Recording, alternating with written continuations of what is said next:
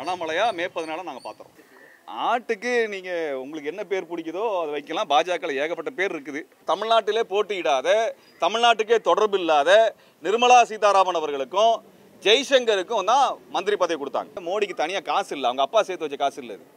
அவர் சொந்தமாக உழைச்சி சேர்த்து வச்ச காசுலேருந்து யாருக்கும் தரல. இயற்கை வழிபாட்டு முறை தான் தமிழருடைய வழிபாட்டு முறை.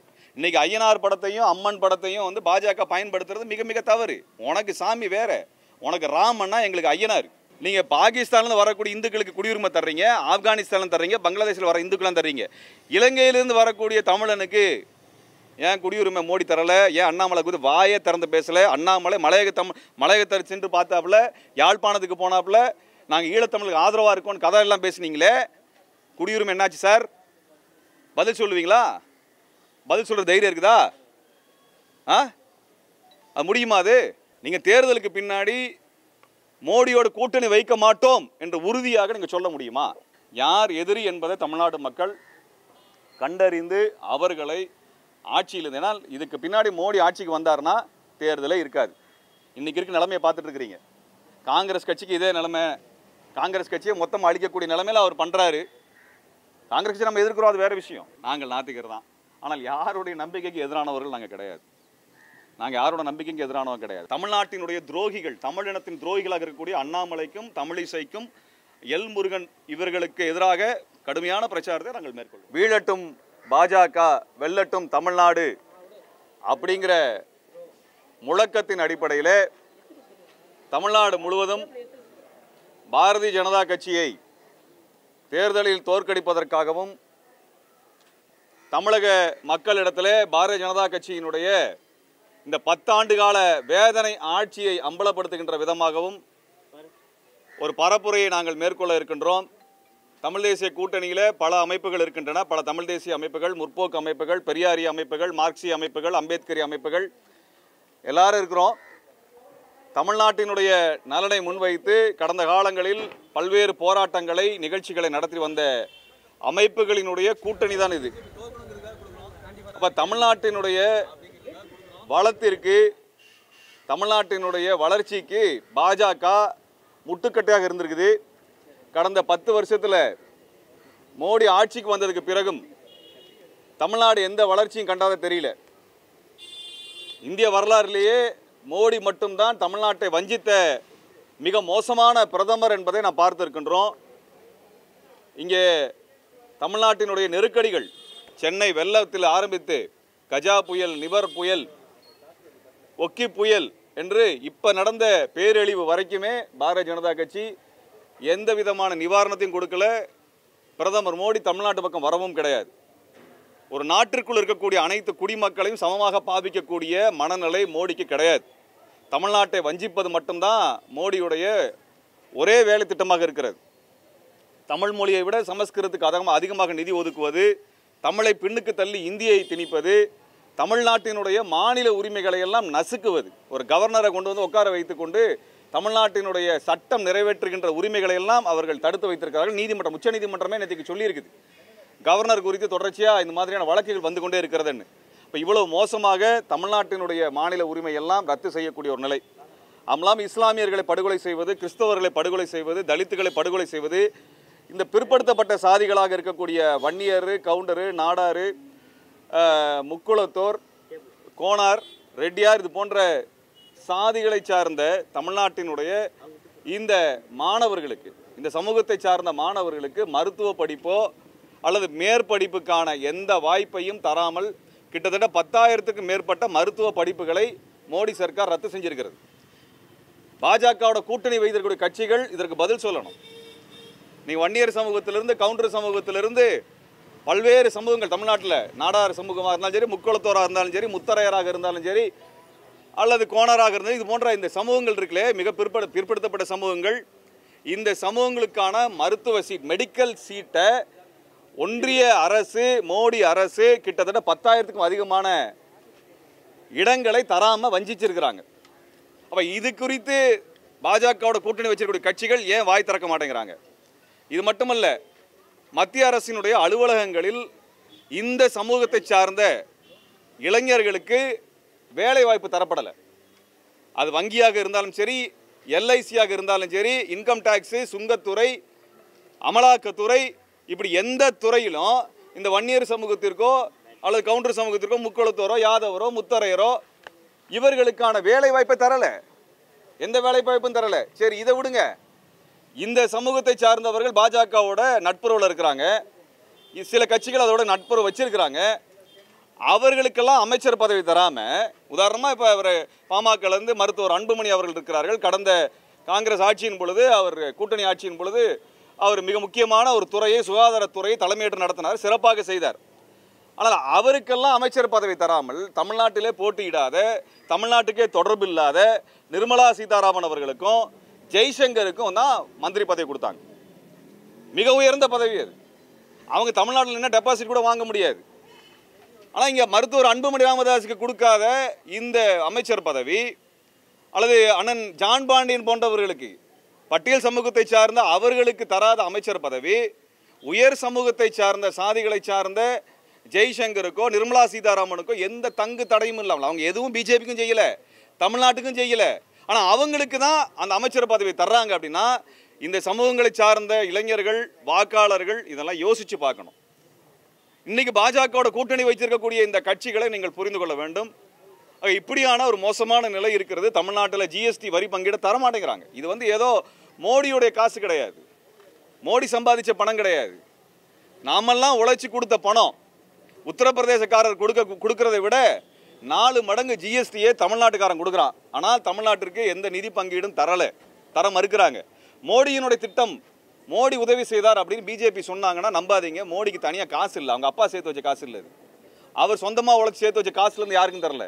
தமிழ்நாட்டுக்காரன் கொடுத்த வரி பணத்தில் தான் அவர் இங்கே திட்டங்கள்லாம் நடைமுறைப்படுத்துகிறார். ஆக ஒன்றிய அரசின் திட்டம், மோடி அரசின் திட்டம் அப்படிலாம் சொன்னாங்கன்னா மோடி அரசு எங்கேருந்து காசு வந்தது? எலக்ட்ரல் பாண்டுன்னு சொல்லக்கூடிய இந்த தேர்தல் பத்திரத்தில் வாங்கின காசையாக கொடுத்தாரு? தேர்தல் பணத்தில் வாங்கின 10,000 கோடி ரூபாயில் என்ன பணத்தை, என்ன செலவினத்தை தமிழ்நாட்டுக்கு செய்தார்? எதையும் செய்யலை. காவிரி உரிமையில் அந்த மேலாண்மை வாரியம் அமைக்கிறதுல அத்தனை தமிழின விரோத நடவடிக்கைகளை செஞ்சுட்டு இருந்தாங்க. அவங்க தமிழ்நாட்டுக்கு காவிரி வரக்கூடாது அப்படிங்கிறத மேகதாது அணைக்கு அனைத்து விதமான அனுமதிகள் தருவதற்கான எல்லா வேலைகளையும் பாஜக செஞ்சுட்டு இருக்குது. இது குறித்து அண்ணாமலை பேசலை. 700 மீனவர்கள் படுகொலை ஆனாங்க. மோடி சர்க்கார் வந்தோடனே நாங்கள் மீனவர் படுகொலை நிறுத்தோம்னு சொன்னாங்க. மோடி ஆட்சிக்கு வந்ததற்கு பிறகு கிட்டத்தட்ட 10லிருந்து 15 மீனவர்கள் படுகொலை செய்யப்பட்டிருக்கிறாங்க. 10லிருந்து 15 மீனவர் படுகொலை செய்யப்பட்டிருக்கிறாங்க. 2 ஆண்டுகளுக்கு முன்பு கோட்டைப்பட்டினத்தில், புதுக்கோட்டை மாவட்டத்தில் ராஜ்கிரண் என்கின்ற இளைஞர் திருமணமான 40வது நாள் படுகொலை செய்யப்பட்டார். அதுக்கு இன்னைக்கு வரை கொலை வழக்கு பதிவு செய்யலை. நாங்கள் போராடி, நானும் தோழர் குழந்தையரசன் அவர்கள்லாம் போராடி அதுக்கு போஸ்ட்மார்ட்டம் ரிப்போர்ட் வாங்கணும். போஸ்ட்மார்ட்டம் பண்ண வைக்கிறது கூட இந்த மோடி அரசு தயாராக இல்லை. வழக்கு பதிவு பண்ண தயாராக இல்லை. மீனவர்களை வச்சு வஞ்சிக்கிறாங்க. மீனவர்களுக்கான சட்டம் இருக்கிறது. 20 நாட்டிக்கல் மைல் கடந்து போய் மீன் பிடிக்கக்கூடாதுன்னு சட்டத்தை மோடி சர்க்கார் கொண்டு வந்திருக்குது. இப்போ விவசாயிகளுக்கு இதே போன்ற நெருக்கடி தான். விவசாய நிலங்களை எல்லாம் தேசிய நெடுஞ்சாலைக்காக 8 வழி சாலையிலேருந்து எல்லா சாலைக்கும் எடுக்கிறாங்க. உரிய நிவாரணம் தரலை. என்எல்சி இருக்குது, நெய்வேலி லிக்னைட் கார்பரேஷன், அதில் எடுத்த கிட்டத்தட்ட 20,000 ஏக்கர் நிலம், அதுக்கான முறையான நட்டீடு கொடுக்கப்பட்டதா? அந்த நிலத்தை இழந்தவர்களுக்கு வேலை கொடுக்கப்பட்டதா? இன்றைக்கு வரைக்கும் பாட்டாளி மக்கள் கட்சியினுடைய அறிக்கையின் வாயிலாகவே சொல்கிறேன், அந்த நிறுவனத்தில் தமிழர்கள் நிரந்தர பணியாளர்களாக கடந்த 20 வருடம் நியமிக்கப்படலை. இது ஒன்றிய அரசு நிறுவனம் தானே, மோடி சர்க்காரின் கீழே இருக்கக்கூடிய என்எல்சி. அந்த என்எல்சியை ஏன் தமிழனுக்கு வேலை தரலன்னு மோடி என்னைக்கா கேட்டாரா? அண்ணாமலை என்னைக்கா கேட்டாங்களா? தமிழிசை என்னைக்காவது கேட்டாங்களா? எல்முருகன் என்னைக்காவது கேட்டாங்களா? யாரும் கேட்கல. இன்னைக்கு என்எல்சியில் இத்தனை 20,000 ஏக்கர் விளைஞ்சு கொண்டிருக்கிற நிலத்தில் அவங்க புல்டோசரை விட்டு அடித்து தூக்குனாங்க இல்லையா? யார் நிலம்? தமிழன் நிலம். கம்பெனி யாரோடது? வடநாட்டான் கம்பெனியோடது. பாஜக அரசினால் கட்டுப்படுத்தப்படுகின்ற கம்பெனி அது. அதுலேருந்து எந்த உதவி நடக்கல. என்எல்சியினால் வெள்ளத்து காலத்தில் அந்த மாவட்டங்கள் அழிந்தது, கடலூர் மாவட்டம் அழிந்ததை நம்ம பார்த்தோம். அப்போ விவசாயிகளுக்கும் எதுவும் கிடையாது, மீனவர்களுக்கு எதுவும் கிடையாது. திருப்பூரில், ஈரோட்டில் வரக்கூடிய இந்த பருத்திக்கும் நூல் விலைக்கும் பாஜக அரசு தான் விலை நிர்ணயம் கட்டுப்படுத்துது. இந்தியாவிலே அதிகமான பருத்தி உற்பத்தி எங்கே நடக்குதுன்னா குஜராத்தில் இருக்குது. குஜராத்லையும் மகாராஷ்டிராலையும். அதான் அதாவது வெள்ளை தங்கம் என்று சொல்லக்கூடிய பருத்தி விளையக்கூடிய மாநிலங்கள் இந்த மாநிலம் தான். இந்த பருத்தியை எல்லாம் பதுக்கி வைத்து கொண்டு விலையேற்றினாங்க. இது மட்டுமல்ல, இந்த நூலை எல்லாம் பங்களாதேஷுக்கு ஏற்றுமதி பண்ணாங்க, இலங்கைக்கு ஏற்றுமதி பண்ணாங்க. ஆனால் திருப்பூருக்கோ ஈரோட்டுக்கோ வரலை. அதனால் திருப்பூர் ஈரோட்டு பகுதியில், கொங்கு மண்டலத்தில் 1 லட்சம் தறிகள் அல்லது விவசாய இந்த விசைத்தறிகள் உள்ளிட்ட இந்த நூற்பாலையினுடைய தொழிற்சாலைகள்லாம் முடங்கப்பட்டிருக்கு. 1,00,000 கம்பெனி மூடிட்டு இருக்காங்க. பருத்தி விலை கடந்த 5 வருஷத்தில் பாருங்கள் ஒரே விலை இருக்காது. ஏறி இறங்கி அது அந்த மக்களால் அந்த தொழிலே நடத்த முடியாது, நசிந்து போயிருக்குது. திருப்பூர் நசிந்து போயிருக்கிறது, ஈரோடு நசிந்து போயிருக்கிறது. இதுக்கு காரணம் இந்த வெள்ளை தங்கம் என்று சொல்லக்கூடிய பருத்தியை பதுக்கி வைத்திருக்கக்கூடிய பாரதிய ஜனதா கட்சியினுடைய மகாராஷ்டிரா அரசு, குஜராத் அரசு, 2 பேர் தான். அது குஜராத்தில் இருக்கக்கூடிய மில்கள் எல்லாம், அது பிர்லா மில்லிருந்து லால்பாய் குரூப்லேருந்து எல்லா மில்லும் நல்லா ஓடுது. ஆனால் தமிழ்நாட்டில் அப்படி கிடையாது. அப்போ திருப்பூரையும் கொங்கு மண்டலத்தையும் வஞ்சித்தாங்க. ஜிஎஸ்டியில் கிட்டத்தட்ட 40,000 கம்பெனிகள் கோயம்புத்தூரில் மூடப்பட்டது. சீன பட்டாசுக்கு இறக்குமதி பண்ணிவிட்டு இங்கே இருக்கக்கூடிய பட்டாசு வெடிப்பதற்கு அனுமதி தரலன்னு மட்டும் இல்லை, சிவகாசி பட்டாசு ஏற்றுமதி தரம் வாய்ந்தது. அந்த சிவகாசி பட்டாசை ஏற்றுமதி செய்வதற்குரிய அந்த வெடி மருந்து பொருளை ஏற்று செல்வதற்குரிய அனுமதி பெற்ற கப்பலை தூத்துக்குடி துறைமுகத்துக்கு ஏன் மோடி அனுமதிக்கல? அது மும்பையில் மட்டும்தான் அனுமதிச்சிருக்கிறாங்க. அப்போ சிவகாசியில் உற்பத்தி பண்ணக்கூடிய இந்த பட்டாசை நீங்கள் மும்பை வரைக்கும் நீங்கள் எக்ஸ்ப்ளோசிவ் ஆக்டில் இத்தனை மாநிலத்தை கடந்து கொண்டு போய் தான் வியாபாரம் பண்ணணும். ஏன் தூத்துக்குடி கொண்டு வந்தால் 100 கிலோமீட்டரில் சிவகாசியிலிருந்து ஏற்றுமதி பண்ணிடலாம். இந்தியாவில் தானே நீ வெடிக்க முடியல, ஏற்றுமதி பண்ணலாம்ல. சிவகாசி வந்து சீனாவோட போட்டி போடும், உலக தரத்தோட போட்டி போடுது. அப்போ அதை பண்ணியிருந்தோம்னா தூத்துக்குடி துறைமுகமும் வளர்ந்துருக்கும், சிவகாசியும் வளர்ந்துருக்கும். அப்போ அந்த பகுதியை வஞ்சித்தாங்க. சென்னை துறைமுகத்துக்கு வந்துட்டு இருந்த சரக்கு கப்பலை எல்லாம் அதானியின் துறைமுகமாக இருக்கக்கூடிய ஆந்திராவில் இருக்கக்கூடிய கிருஷ்ணப்பட்டினம் துறைமுகத்துக்கு திருப்பி விட்டாங்க. இன்றைக்கு சென்னை துறைமுகத்துக்கு போய் பாருங்க, அங்கே கப்பலே வர்றதில்லை, காலியாக இருக்குது, காத்தாடுது. பல்லாயிரக்கணக்கான தொழிலாளர்களுக்கு வேலை இல்லை. சென்னை துறைமுகம் முடங்கி போய் கிடக்குது. எல்லாம் எங்கே போயிருக்குன்னா அதானியினுடைய கிருஷ்ணப்பட்டினம் துறைமுகம் ஆந்திரா துறைமுகத்துக்கு திருப்பி விடப்பட்டிருக்கிறது. அப்போ சென்னையும் முடங்கி கிடக்குது. சென்னைக்கு வரக்கூடிய எல்லா முதலீடையும் உத்தரப்பிரதேசத்துக்கும் பீகாருக்கும் அல்லது குஜராத்துக்கும் திருப்பி விடக்கூடிய வேலை செய்கிறாங்க. இப்போ சென்னை தமிழ்நாட்டுக்குள்ளே முதலீடுக்கான வாய்ப்புகள் இல்லாமல் போனது. இது எங்களுடைய, நான் வந்து இந்த துறையை சார்ந்தவன், என்னுடைய நண்பர்கள், அவர்கள் முதலீட்டுக்காக வந்த அந்த பொறுப்பாளர்களை இவர்கள் திருப்பி விட்டதை நான் நேரடியாக தெரியும். எனக்கு நேரடியாக தெரியும். முடிஞ்சால் பாஜக வந்து நான் சொன்னது பொய்ன்னு சொல்லட்டும், பார்ப்போம். இப்படி திசை திருப்பி விட வேலையை செய்திருக்கிறாங்க. அதுக்கப்புறம் இங்கே தமிழ்நாட்டில் மதக்கலவரத்தை கொண்டு வர வேலையை செய்கிறாங்க. இந்துத்துவத்தை ஒருபொழுது நாங்கள் அனுமதிக்க போகிறதில்ல. நாங்கள் இன்றைக்கி ஐயனாருக்கும் அம்மனுக்கும் ஆடு நேர்ந்து விட்டு பொங்கல் இட்டு படையல் இட்டு, ஏன்னா ஐயனாரும் அம்மனும் வந்து தமிழர்களுடைய முன்னோர் வழிபாட்டு முறையை சார்ந்தவங்க. அவங்க வந்து பிரம்மாவிலிருந்து தோன்றியவர்கள்லாம் கிடையாது. அவர்கள் தமிழர்கள், தமிழ் இனத்திற்காக தங்கள் இன்னுயிரை கொடுத்த வீரர்களாக இருந்திருக்கிறார்கள். இயற்கையின் வழியாக இந்த உலகத்தை படைத்த நம்பிக்கை தான் தமிழன் நம்பிக்கை. பிரம்மாவிலிருந்து வந்ததாலாம் தமிழன் சொல்லலை, இயற்கையிலிருந்து வந்தது தான் இந்த உலகம் என்று சொன்னவன் தமிழன். அந்த இயற்கை வழிபாட்டு முறை தான் தமிழருடைய வழிபாட்டு முறை. இன்றைக்கி ஐயனார் படத்தையும் அம்மன் படத்தையும் வந்து பாஜக பயன்படுத்துறது மிக மிக தவறு. உனக்கு சாமி வேற, உனக்கு ராமன்னா எங்களுக்கு ஐயனார். நீ ராமன் மட்டும்தான் கும்பிடுவே ஒழிய சீதையை என்னைக்கு கும்பிட மாட்ட. சீதை ராமனோட கஷ்டப்பட்டுச்சு. ஆனால் எங்களுக்கு அம்மன் வழிபாடுங்கிற தாய் வழிபாடு இருக்குது. அப்போ இப்படியான தமிழர் வழிபாட்டு முறைகள் என்பது மத ரீதியாக பிரிவினை செய்யக்கூடிய இடம் இல்லை, எல்லாரையும் அரவணைக்கக்கூடிய இடம். எங்களுக்கு எந்த இறை நம்பிக்கை எதிரானவர்கள் கிடையாது. இந்த சாமி நல்லது, அந்த சாமி கெட்டது, இந்த சாமி கோயில் இடிக்கணும், அந்த சாமி கோயில் இடிக்கணும்னு அலையக்கூடியவர்கள் அல்ல நாங்கள். அது போன்ற வெறியர்கள் அல்ல நாங்கள். எல்லாரையும் அரவணைக்கக்கூடியவங்க தான். அந்த வகையில் தமிழர்களினுடைய வழிபாட்டு முறையாக இருக்கக்கூடிய இயற்கை வழிபாடு முறை, இந்த இயற்கை வழிபாடு முறை தான் அம்மனும் ஐயனாரும் எல்லாம், கருப்பசாமியிலிருந்து இது எல்லாமே அந்த வழிபாட்டு முறை தான். அந்த அடிப்படையில் தான் இங்கே நாங்கள் ஆடு நேர்ந்து விட்டு பாஜக விரட்டி அடிக்கப்பட வேண்டும் என்கின்ற அந்த வேண்டுதலை முன் வச்சிருக்கிறோம். இதெல்லாம் முன் வச்சிருக்கிறோம். இப்படி இருக்கக்கூடிய நிலைமையில் தமிழர்களுக்கு எதிராக நான் எனக்கு அண்ணாமலையோட ஒரு கேள்வி கேட்க விரும்புகிறேன். நீங்கள் பாகிஸ்தான்லேருந்து வரக்கூடிய இந்துக்களுக்கு குடியுரிமை தர்றீங்க, ஆப்கானிஸ்தானில் தர்றீங்க, பங்களாதேஷில் வர இந்துக்கெல்லாம் தர்றீங்க. இலங்கையிலேருந்து வரக்கூடிய தமிழனுக்கு ஏன் குடியுரிமை மோடி தரலை? ஏன் அண்ணாமலை குறித்து வாயே திறந்து பேசலை? அண்ணாமலை மலையகத்தை சென்று பார்த்தாப்புல, யாழ்ப்பாணத்துக்கு போனாப்புல, நாங்கள் ஈழத்தமிழுக்கு ஆதரவாக இருக்கோன்னு கதை எல்லாம் பேசுனீங்களே, குடியுரிமை என்னாச்சு சார்? பதில் சொல்லுவீங்களா? பதில் சொல்கிற தைரியம் இருக்குதா? அது முடியுமா? அது முடியாது. இப்போ தமிழர்களை வஞ்சிக்கிறது தான் உங்கள் வேலை. அங்கே இலங்கையிலே இலங்கை அரசு ஈழத்தில் 2000 கோவில்களை இடித்திருக்கிறது. கோயில் இடிச்சிருக்குது. அந்த கோயிலை இடித்த சிங்கள அரசோடு கைகோர்த்து நிற்கிறீங்களே, அவங்களெல்லாம் வெக்கமா இல்லையா? பாஜகவை பார்த்து கேட்குறேன், பாஜக வேட்பாளரை பார்த்து கேட்கிறோம், நாங்கள் பாஜக கூட்டணியை பார்த்து நாங்கள் கேட்குறோம். இப்படிப்பட்ட ஒரு மோசமான ஒரு நிலை தமிழ்நாட்டில் இருக்கிறது. இந்த தேர்தலுங்க டெல்லியிலே யார் ஆட்சியில் இருக்க வேண்டும் இருக்கக்கூடாது என்பதை முடிவு செய்ய வேண்டியது. எங்களுடைய நோக்கம் யாருக்கு வாக்களிப்பது என்பதை விட யாருக்கு வாக்களிக்க கூடாது என்பதில் நாங்கள் தெளிவாக இருக்கிறோம். அந்த வகையில் பாஜகவை தமிழ்நாடு மக்கள், பாஜகவும் அதனுடைய கூட்டணியையும் நிராகரிக்க வேண்டும் என்று நாங்கள் எங்களுடைய வேண்டுகோளை தமிழ்நாடு மக்களிடத்தில் வைக்கின்றோம். அதிமுகவை சார்ந்தவர்கள், முன்னாள் முதல்வர் எடப்பாடி அவர்கள் தமிழ்நாட்டு பாஜகவுக்கு எதிராக மிகச்சிறப்பாக பேசுகிறார். அண்ணாமலைக்கு எதிராக அந்த அதிமுகவை சேர்ந்த பொறுப்பாளர்கள், வேட்பாளர்கள் எல்லாம் பேசுகிறாங்க, மகிழ்ச்சி தான். ஆனால் மோடிக்கு எதிராக ஏன் பேச மாட்டேங்கிறாங்க?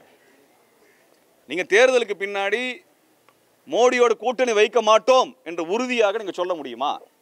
அதிமுக கூட்டணியில் எஸ்டிபிஐ கட்சி மட்டும்தான் மோடிக்கு எதிரான போராட்டத்தில் கடந்த 10 ஆண்டுகளாக முன்னணியில் நின்ற கட்சி, நம்பிக்கையான கட்சி. அது ஒன்று மட்டும்தான் மோடிக்கு எதிராக தொடர்ச்சியான போராட்டத்தில் இருந்தவர்கள், கடுமையான ஒடுக்குமுறைக்கு உள்ளானவங்க. ஆனால் அதிமுக நாங்கள் பிஜேபியோடு மோடி அரசோடு கூட்டணி வைக்க மாட்டோம்னு சொல்லியிருக்கிறாங்களா? இது வரைக்கும் சொல்லலை. அப்படி ஒன்றே சொல்லலை. இந்த தேர்தலுங்கிறது தமிழ்நாட்டில் யார் முதலமைச்சருங்கிற தேர்தல் அல்ல, டெல்லியில் யார் பிரதமராக இருக்கக்கூடாது என்று முடிவு செய்ய வேண்டிய தேர்தல். அப்படிப்பட்ட தேர்தலில் இந்த நிலைப்பாட்டை மோடியையும் பாஜகவையும் ஆர்எஸ்எஸ்ஸையும் அகற்றுவோம் என்று அதிமுக அறிவிக்கலையே இன்னைக்கு வரைக்கும். நாங்கள் எப்படி அவங்களை பாஜகவுக்கு எதிர்ப்பு பண்ணி நாங்கள் சொல்ல முடியும்? பாஜக எதிர்ப்பு நாளைக்கு பாஜக தேவைன்னா கூட்டணி வைப்பதற்கு தயாராக தான் இருப்பார்கள். ஏன்னா கடந்த காலத்தில் அவர் கூட்டணி வைத்து மாநில உரிமையெல்லாம் கொடுத்ததாக அவரே ஒத்துக்கிறார். நான் சொல்லலை, கூட்டணி வச்சிருந்தோம் அதனால் அங்கே சட்டத்துக்காக நாங்கள் ஒத்துக்கிட்டோம், அவரே வாக்குமூலம் கொடுத்துருக்கிறார். அப்போ இந்த நிலைப்பாட்டில் உறுதியான நிலைப்பாடை அவர் எடுத்ததாக எங்களுக்கு தெரியவில்லை. நாம் தமிழர் கட்சி இருக்கிறது. நாம் தமிழர் கட்சி தமிழ்நாட்டினுடைய எந்த பாஜக எதிர்ப்பு போராட்ட குழுவோடும் தன்னை இணைச்சிக்கொள்ளலை. நாங்கள்லாம் பிஜேபி எதிர்த்து தான் போராட்டம் பண்ணோம். நாங்கள் திமுகக்கெல்லாம் ஆதரித்து நிற்கலை, அதிமுக ஆதரித்து நாங்கள் நிற்கலை. இங்கே இருக்கிற பல அமைப்புகள் பாஜக எதிராக நடத்தின போராட்டத்தில் கடந்த 10 வருஷத்தில் எங்கேயுமே அவர் கைகோர்க்கலை. அவர் இங்கே வெற்றி பெற்றாருன்னா டெல்லியில் இருக்க ஆட்சியை அவர் நீக்கிடுவாரா? நீக்கிட முடியுமா? இந்தியா முழுவதும் இருக்கக்கூடிய பிஜேபிக்கு எதிரான கட்சிகளோடு உறவு வச்சாரா? எதுவுமே இல்லை. அப்போ எந்த விதமான இலக்கே இல்லாமல் இங்கே வாக்குகளை பிரித்து அந்த உதவி மட்டும்தான் அவர் செய்கிறார். இங்கே இருக்க எந்த ஜனநாயக சக்தியோடு கைகோர்க்கிறது, யாரு கேட்டாலும் நீ திமுக ஆதரவாளன் முத்திர குத்துறது, இல்லை அதிமுக ஆதரவாளன் முத்திர குத்துறது, அது மட்டும்தான் அந்த கட்சியினோட தொண்டர்களை வச்சு செஞ்சுட்டு இருக்கிறார் அவர். நாங்கள் திமுகக்கெல்லாம் ஆதரவு தெரிவிக்கல, கடந்த தேர்தலில் இந்த இடத்துல நாங்கள் தெரிவிக்கல, அதிமுக தேர்தலில் நாங்கள் போய் நிற்கல. அன்றைக்கு காங்கிரஸை எதிர்த்தோம், காங்கிரஸை தான் எதிர்த்தோம். பாஜகவை எதிர்த்தோம், பாஜகவை தான் எதிர்த்தோம். எங்களுடைய எதிர்ப்பு என்பது பாஜக எதிர்ப்பு தான். பாஜகவை முற்றிலுமாக நிராகரிக்க வேண்டும் என்கின்ற பிரச்சாரம் தான் எங்களுடைய பிரச்சாரம். வழக்கம் போல எங்களுக்கு ஆதரவாக போராட்ட காலத்தில் கடந்த 15 ஆண்டுகளாக உடன் வரக்கூடியவர்கள், போராட்ட காலத்தில் இருக்கக்கூடியவர்கள் நாங்கள் ஆதரவு தெரிவிப்போம். அதில் எங்களுக்கு விடுதலை சிறுத்தைகளுக்கோ, கம்யூனிஸ்டுகளுக்கோ, மறுமலர்ச்சி திராவிட முன்னேற்ற கழகத்திற்கோ, இஸ்லாமிய அமைப்புகளுக்கு எங்களுக்கு ஆதரவு தருவதில் எந்த தடையும் இல்லை. நாங்கள் அவர்களுக்கு ஆதரவாக, ஏன்னா அவங்க போராட்ட காலத்தில் நிற்கக்கூடியவர்கள் எங்களோடு நின்னாங்க, நம்பி எங்கள் மேடைகளில் ஏறினாங்க, அவங்க மேடைகளை எங்களை ஏற்றினாங்க, போராட்டத்தோடு சேர்ந்து நின்ற ஒரு அணியாக இருந்தார்கள். ஆக இப்படியான ஒரு நிலையிலே தமிழ்நாட்டிலே யார் எதிரி என்பதை தமிழ்நாடு மக்கள் கண்டறிந்து அவர்களை ஆட்சியில், ஏன்னால் இதுக்கு பின்னாடி மோடி ஆட்சிக்கு வந்தார்னா தேர்தலே இருக்காது. இன்றைக்கி இருக்க நிலைமையை பார்த்துட்டு இருக்கிறீங்க. காங்கிரஸ் கட்சிக்கு இதே நிலைமை, காங்கிரஸ் கட்சியை மொத்தமாக அழிக்கக்கூடிய நிலைமையில் அவர் பண்ணுறாரு. காங்கிரஸ் கட்சி நம்ம எதிர்க்கிறோம், அது வேறு விஷயம். ஆனால் எதிர்கட்சி இல்லாமல் செய்கிறாரு. அரவிந்த் கெஜ்ரிவாலும் ஹேமந்த் சோரன், ஜார்க்கண்டினுடைய முதல்வர், டெல்லியினுடைய முதல்வர் அரவிந்த் கெஜ்ரிவால், இந்த 2 முதல்வரையும் சிறையில் வச்சிருக்கிறாங்க. முதல்வருக்கே எந்த முகாந்திரமும் இல்லாமல் சிறையில் அடைக்க முடியும் அப்படின்னால் நாளைக்கு சாமானிய மக்கள் நிலைமை என்னங்கிறாங்க கேள்விங்க. எதுக்கு ஜெயிலில் அடிக்கிறீங்க? முகாந்திரமே இல்லாமல், ஆதாரமே இல்லாமல், எந்த ஆதாரமும் கிடையாது, பொய் வழக்க போட்டு முதலமைச்சரே ஜெயிலில் அடைக்கிறாங்க. நாளைக்கு மோடி மறுபடியும் ஆட்சிக்கு வந்தார்னா தென்னிந்தியாவில் இருக்கக்கூடிய முதல்வர்களுக்கே பாதுகாப்பு கிடையாது. முதல்வருக்கே பாதுகாப்பு கிடையாதுன்னா நம்ம போன்ற சாமானியர்களுக்கு, பத்திரிகையாளர்களுக்கு என்ன பாதுகாப்பு இருக்கிறது? இங்கே இருக்கக்கூடிய பேராசிரியர்களுக்கு, இது யாருக்குமே பாதுகாப்பு இல்லாத நிலை இருக்கிறது. அதுக்கப்புறம் இவங்க தொகுதி சீர்திருத்தம் பண்ண போகிறதா சொல்லியிருக்காங்க. ரொம்ப ரொம்ப ஆபத்தான விஷயம். இந்த தேர்தலில் பிஜேபி ஜெயிக்குது, பிஜேபி கூட்டணி ஜெயிக்குதுன்னு வச்சுக்கோங்களேன், அடுத்த தேர்தல் அந்த தொகுதியே இருக்காது. இப்போ இருக்கக்கூடிய தொகுதியை பாதியாக, விகிதத்தை பாதியாக குறைக்கக்கூடிய திட்டத்தை வெளியிட்டிருக்கிறார்கள். 543 சீட்டுக்கு பதிலாக 840 சீட்டு இருக்கக்கூடிய பார்லிமெண்ட்டை கட்டியிருக்கிறார். ஏன் கட்டியிருக்கிறாரு? உத்தரப்பிரதேசத்துக்கு 2 மடங்கு பாராளுமன்ற உறுப்பினரை கொண்டு வர்றாங்க, ராஜஸ்தானுக்கு 2 மடங்கு, பீகாருக்கு 2 மடங்கு, மத்திய பிரதேசத்துக்கு 2 மடங்கு, குஜராத்துக்கு 2 மடங்கு. ஆனால் தமிழ்நாட்டினுடைய விகிதம் பாதியாக குறைக்கப்படுது. தமிழ்நாடு விகிதமே பாதியாக குறைக்கப்படுது. கேரளாவுக்கு அதை விட மோசமாக குறைக்கப்படுது. கர்நாடகா இன்னும் மோசமாக குறைக்கப்படுகிறது. ஒட்டுமொத்த தென்னிந்தியாவினுடைய பார்லிமெண்ட் உறுப்பினர்கள், பார்லிமெண்ட் மெம்பர்ஸ், எம்பியை எடுத்தீங்கன்னா வட இந்தியாவிலிருந்து வரக்கூடிய எம்பியில் 7ல் 1% 7ல் 1 பங்கு தான் வருது. 7ல் 1 பங்கு தான். 7ல் 1 பங்கு தான் தென்னிந்தியாவை சேர்ந்தாலே. அப்போ தமிழ்நாட்டுக்கு என்ன பிரதிநிதித்துவம் இருக்குது? அதனால் பாஜகவிற்கும் பாஜக கூட்டணிக்கும் பாஜக எதிர்ப்பு பேசாத போராடாத இந்த அதிமுக போன்ற கட்சிகளுக்கும் நாம் தமிழர் போன்ற கட்சிகளுக்கும் வாக்கு அளிச்சிங்கன்னால் எந்த வேலை திட்டமும் இல்லாமல் இந்த இடத்துல போய் நிற்பாங்க. ஆகவே பாஜகவை வீழ்த்துவது என்பதில் நீங்கள் கவனமாக இருங்கள். அந்த பாஜகவுக்கு எதிரான அணியில் நீங்கள் வலிமையான ஒரு தேர்தலாக இந்த தேர்தல் தமிழ்நாடு வழக்கம் போல பாஜகவுக்கு எதிர்ப்பு குரலை பதிவு செய்ய வேண்டும் என்பதற்காகத்தான் இந்த நிகழ்வு. பாஜக வீழட்டும் அப்படின்னு சொல்லிட்டீங்க. அப்போ இந்தியா கூட்டணி வாக்களிப்போம் அப்படின்னு சொல்லுவாங்க. இல்லை, நாங்கள் அதிமுக நாம் தமிழர் மேல நம்பிக்கை இல்லை, அவங்க உறுதியா சொல்ல மாட்டேங்கிறாங்க அப்படிங்கிறீங்க. அப்போ இவங்க ஒருத்தவங்க தான் வந்து உறுதியா எதிர்த்துட்டு இருக்காங்க பாஜகவை. அப்போ மே 17 இயக்கம் என்ன சொல்ல வருது? இது தமிழ் தேசிய கூட்டணியாக நாங்கள் பேசுகிறோம். மே 17 இயக்கமும் சேர்த்து நீங்கள் கருத்துக்களை எடுத்துக்கலாம். பாரதிய ஜனதா கட்சி எதிர்ப்பு அரசியல் அப்படிங்கிறது வலுப்பெறணும். ஏன் பாஜகவுக்கு ஓட்டு அளிக்கக்கூடாதுங்கிறதை ஒரு இயக்கங்கள் தான் சமரசம் இல்லாமல் சொல்லும். கட்சிகளை விட சிறந்த முறை நாங்கள் தான் சொல்லுவோம்.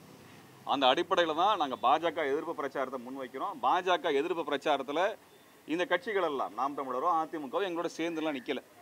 அதனால தான் நாங்கள் அவர்கள் ஏன் நிற்கலைங்கிற கேள்வியை நாங்கள் எழுப்பியிருக்கிறோம். அதுதான் எங்களுடைய கேள்வி. அது இந்த சமயத்தில் மக்கள் மன்றத்தில் நாங்கள் வைக்கணும். இவங்களாம் நாங்கள் கூப்பிட்டுருக்குறோம், ஆனால் அவங்க வந்ததில்லை. பாஜக எதிர்ப்பணியில் அவங்க வந்ததில்லை. நிறைவேறணும் நம்பிக்கை இருக்காது. அதாவது என்னன்னாங்க, நாங்கள் நாத்திகர் தான். ஆனால் யாருடைய நம்பிக்கைக்கு எதிரானவர்கள் நாங்கள் கிடையாது. நாங்கள் யாரோட நம்பிக்கைக்கு எதிரானவங்க கிடையாது. அதே மாதிரி ஒரு சாமியை வைத்துக்கொண்டு அந்த சாமி தான் உயர்ந்த சாமின்னு அடுத்தவங்களுடைய வழிபாட்டு தளத்தை இடிக்கக்கூடிய கொடூரமானவர்கள் நாங்கள் கிடையாது. மதவெறியர்கள் நாங்கள் கிடையாது. இந்த தமிழ்நாட்டை ஆபத்தில் தள்ளுகின்ற பாஜகவுக்கு எதிராக எதையெல்லாம் செய்யணுமோ அதை செய்ய நாங்கள் தயாராக இருக்கோம். அதில் எங்களுக்கு என்னங்க, தமிழ்நாடு முழுக்க பாஜகவுக்கு எதிர்ப்பான பிரச்சாரம், குறிப்பாக அண்ணாமலை, தமிழிசை, எல் முருகன் போன்ற தமிழ்நாட்டை காட்டி கொடுத்தவர்கள், தமிழ்நாட்டினுடைய துரோகிகள், தமிழினத்தின் துரோகிகளாக இருக்கக்கூடிய அண்ணாமலைக்கும் தமிழிசைக்கும் எல் முருகன் இவர்களுக்கு எதிராக கடுமையான பிரச்சாரத்தை நாங்கள் மேற்கொள்வோம்.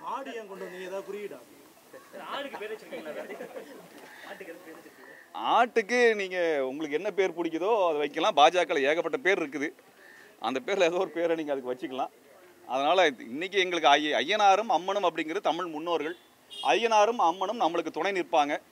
என்றைக்குமே இது போன்ற ஒரு போராட்டத்தில் தமிழ் முன்னோர்கள் வழிகாட்டி இருக்கிறார்கள். அந்த வழிகாட்டுதல் அடிப்படையில் அருள்மிகு அம்மனும் அருள்மிகு ஐயனாரும் பாஜக விரட்டுவதிலே எங்களுக்கு துணை நிற்பார்கள். அவர்கள் ராமனை வைத்திருக்கிறார்கள், நாங்கள் ஐயனாரை வைத்திருக்கிறோம். அவர்களுக்கு எந்த பெண் தெய்வமும் கிடையாது, எங்களுக்கு அம்மன் இருக்கிறார். இது போன்ற எங்களுக்கு பாஜகவை பாசிசத்தை விரட்டுவதற்குரிய அனைத்து கடவுளும் எங்களுக்கு கூட நின்று வேலை செய்வாங்க. நான் நம்புறோம், அவங்க நிற்பாங்க. எடப்பாடி கடைசி வரைக்கும் நாங்கள் கூட்டணியில இருந்து வெளியே வந்தோம், அதனால உடனே திட்ட முடியாது, இதுதான் கூட்டணியோட தர்மம் அப்படின்னு சொல்றாரு. ஆனா தேர்தலுக்கு முன்னாடி வரைக்கும் பாஜக அதிமுகவை இணைஞ்சுதான் பயணிச்சாங்க. அதிமுகவுடைய முன்னாள் தலைவர்கள் எம்ஜிஆர், ஜெயலலிதாவை பிரச்சாரத்தில் குறிப்பிடக்கூடிய மோடி அவர்கள் இன்றைக்கு தமிழகத்துல அதிமுக இல்லவே இல்லைன்னு பாஜகவுடைய அனைத்து தலைவர்கள் சொல்றாங்க. ஆனா எந்த மறுப்பையும் தெரிவிக்க மாட்டாங்க. இல்லைங்க, அவர் எடப்பாடி அவர்களுக்கு நான் ஒரு கேள்வி வைக்க விரும்புகிறேன். கூட்டணி தர்மத்துக்காக நான் பாஜகவை குறை சொல்ல முடியாதுன்னா வாக்கு வாங்கின தர்மத்துக்கு ஏன் பேசலை? பாஜக வைத்து உங்களுக்கு ஓட்டு போட்டது யார்? தமிழ்நாட்டு மக்கள் தானே. உங்களை முதலமைச்சர் ஆக்கினது மோடியா? உங்களை கூட்டணி கட்சி முதலமைச்சர் ஆக்கல, மக்கள் முதலமைச்சர் ஆக்கினாங்க. அந்த மக்கள் உங்களுக்கு போட்ட வாக்கு தான் நீங்கள் தர்மமாக பார்க்கணுமே ஒழிய, அந்த தர்மத்துக்கு தான் நேர்மையாக இருக்கணுமே ஒழிய, கூட்டணி தர்மத்துக்கு நேர்மையாக இருக்கிறீங்கன்னா அது நேர்மையான பதிலாக நான் பார்க்கல. கூட்டணி தர்மத்துக்கு அவ்வளோ நேர்மையாக இருக்கிறீங்கன்னா மக்கள் வாக்களித்த மக்களுக்கு ஏன் நீங்கள் நேர்மையாக இல்லை? அதுதான் எனக்கு திரும்ப வர கேள்வி. கூட்டணி தர்மத்துக்காக நான் நேர்மையாக இருப்பேன்னு சொல்கிறாரு. தமிழ்நாட்டு உரிமைகள்லாம் பறிபோச்சுன்னு அவரே தான் சொல்கிறார், நான் சொல்லலை. தமிழ்நாட்டின் உரிமைகள்லாம் பறிபோனதை எங்களுக்கு எந்த உதவியும் செய்யலைன்னு சொல்கிறார். அந்த சமயத்தில் ஏன் கூட்டணியை நீங்கள் முறிக்கலை? அன்றைக்கே பாஜகவை எதிர்த்து போட்டு என் மேலே 47 வழக்கு எடப்பாடி அவர்கள் போட்டார். பாஜகவை எதிர்த்து நடத்தின போராட்டத்துக்கு 47 வழக்கு எங்கள் மேலே போட்டார். ஸ்டெர்லைட்டில் துப்பாக்கிகளை சுட்டு படுகொலை செஞ்சாங்க. வருத்தம் தெரிவிப்பாரா? வருத்தம் தெரிவிக்கட்டும். நாங்கள் பண்ணது தப்பு, எங்கள் மேலே போட்ட வழக்கு தப்பு, 8 வழிச்சாலையில் அவங்க போட்ட வழக்கு தப்பு, தமிழ்நாடு முழுக்க போட்ட வழக்கு தப்பு, ஸ்டெர்லைட்டில் துப்பாக்கிகளை சுட்டு படுகொலை செஞ்சது தப்பு, நீங்கள் சிஏஏக்கு ஆதரவு அளித்தது தப்பு, விவசாய சட்டங்களுக்கு ஆதரவு தெரிவித்தது தப்பு, ஜிஎஸ்டிக்கு ஆதரவு தெரிவித்தது தப்புன்னு இது எல்லாத்துக்கும் தவறுக்கும் மன்னிப்பு கேட்பாங்களா? அப்போ கூட்டணி தர்மம் மட்டும்தான் கண்ணுக்கு வருது, ஓட்டு போட்ட மக்களுக்கு நாங்கள் வந்து நேர்மையாக இருக்கணுங்கிற அந்த தர்மம் ஏன் வரலை அப்படிங்கிறதான் ஐயா எடப்பாடி அவர்களுக்கு நாங்கள் வைக்கக்கூடிய கேள்வி. நீங்கள் வந்து அண்ணாமலை எதிர்த்து பேசுகிற நாங்கள் வரவேற்கிறோம். ஆனால் அது பயன்படாது. ஏன்னா அண்ணாமலை ஜெயிக்க போகிறதில்ல, வெற்றி பெற போகிறதில்ல. தமிழ்நாட்டில் 2 அணிகள் தான், திமுக அதிமுக 2 தான் தமிழ்நாட்டினுடைய அணிகள், வேறு எந்த அணிகளும் கிடையாதுங்கிறதுல நாங்களும் உடன்படுறோம். அதில் எந்த மாற்று கருத்தும் கிடையாது. மாநில கட்சிகள் தான் இங்கே முன்னிலை இருக்க வேண்டும். அதிமுக பாஜகவை கழட்டி விட்டதுக்கு மகிழ்ச்சி தான். ஆனால் இதுக்கப்புறம் நாங்கள் மோடி ஆட்சி வருவதற்கு துணை செய்ய மாட்டோம் அப்படின்னு அவர் வாக்குறுதி கொடுக்குறாரா? அதுதான் முக்கியமானது. ஏன்னால் மோடி ஜெயிக்க போகிறதில்லை. அவங்க 200 வாக்குகள் 200 சீட்டு பெறுவதற்கான எந்த வாய்ப்புகளும் கிடையாது. நான் பல இடங்களில் சொல்லிட்டேன். பீகாரில் கூட்டணியில் இருந்தப்போ அவங்க வெற்றி பெற்றதும், மகாராஷ்டிராவில் வெற்றி பெற்ற 88 தொகுதியில் 80 தொகுதி வெற்றி பெற்றாங்க. அகாலிதள்லையும் நீங்கள் ராம்விலாஸ் பாஸ்வானோட கட்சியும் சேர்த்து எடுத்துக்கிட்டிங்கன்னா கிட்டத்தட்ட 50 தொகுதியில் வெற்றி பெற்றாங்க. இன்றைக்கி அந்த கூட்டணிகள்லாம் கிடையாது பாஜகவுக்கு. அந்த கூட்டணியால் கிடைச்ச ஒரு 40 சீட்டு உங்களுக்கு கிடைக்காது. இவங்க 305 தான் ஜெயிச்சிருந்தாங்க. அது 40 சீட்டு போச்சுன்னா 260 தான். கர்நாடகாவில் வெற்றி பெறதுக்கு வாய்ப்பு இல்லை, மேற்கு வங்கத்தில் வெற்றி பெறதுக்கு வாய்ப்பு இல்லை, மணிப்பூர் உள்ளிட்ட காரணத்தினால இங்கே வடகிழக்கு மாகாணத்தில் வெற்றி பெறதுக்கு வாய்ப்பு இல்லை. இப்படி நிலைமையில் இன்னும் 40 சீட்டு வராது உங்களுக்கு. 220 சீட்டு அதிகபட்சமாக அவங்க கணக்குப்படி பார்த்தீங்கன்னா, அவங்க வாக்கு விகிதத்துப்படி பார்த்தீங்கன்னா, உத்தரப்பிரதேசத்தில் எல்லா தொகுதியும் அவங்க நினைக்கிற மாதிரி வென்றாலும் கூட 220 தொகுதி தான் வெற்றி பெறுவாங்க. அதனால தான் வெற்றி பெற முடியாதுங்கிறனால தான் ஒரு கவர்னரை வந்து பதவி அவங்க ராஜினாமா பண்ண சொல்லிட்டு வேட்பாளரை கொண்டு வந்து இறக்கிறாங்க. ஒரு மத்திய அமைச்சர் எல் முருகனை ராஜினாமா பண்ண சொல்லிட்டு வேட்பாளருக்கு. ஏன்னா இங்கே தமிழ்நாட்டில் போட்டி போகிறதுக்கு வேட்பாளராக நிறுத்த வருகிற ஆள் கிடையாது அவங்களுக்கு. பாஜக இங்கே ஆள் இருக்குது. தமிழிசை நிற்க வச்சாவது கொஞ்சம் வாக்கு வாங்குவாங்களா? எல் முருகனாவது வாக்கு வாங்கி தருவாரா அப்படின்னு நிலைமையில வச்சிருக்காங்க. அண்ணாமலை என்ன சொல்ல, எனக்கு போட்டி போட விருப்பம் இல்லை மோடி சொன்னார்னு. ஏன்னா மோடிக்கு பயம், வெற்றி பெற வாய்ப்பு இல்லை என்கின்ற நிலையில் நிற்கிறாங்க இன்னைக்கு. அவங்க மோடி வெற்றி பெறதா இருந்ததுன்னா, மோடி வெற்றி பெறுவோங்கிற நம்பிக்கை இருந்ததுன்னா, காங்கிரஸ் மீது ஏன் தாக்குதல்? ஏன் அரவிந்த் கெஜ்ரிவாலை சிறையில் அடைக்கிறாரு? ஹேமந்த் சோரனை ஏன் சிறையில் அடைக்கிறாரு? சிவசேனை வேட்பாளர் பட்டியல் வெளியே வந்தோடனே வேட்பாளர் பட்டியல் இருக்கிறவங்க மேலெல்லாம் அமலாக்கத்துறை அடுத்த நாள் சம்மன் கொடுக்குது, எல்லாத்தையும் மிரட்டுறாரு. அவர் பயந்து போய் கிடக்கிறாருங்க. அவர் வெற்றி பெறதுக்கு எந்த வாய்ப்பும் கிடையாது. அப்படிதான் இங்கே இருக்க நிலைமை. அண்ணாமலை தமிழ்நாட்டினுடைய இந்தி போராட்டத்தை எல்லாம் கொச்சைப்படுத்தலாம் பேசுவதை ஏற்றுக்கொள்ள முடியாது. அதற்கெல்லாம் தகுதி கிடையாது. அதனால் இது போன்ற வாயடக்கத்தோடு இருந்து கொள்வது, தமிழ்நாட்டின் வரலாற்றை கொச்சைப்படுத்துவது நல்லதல்ல என்பதை சொல்லிக்கொள்கிறோம்.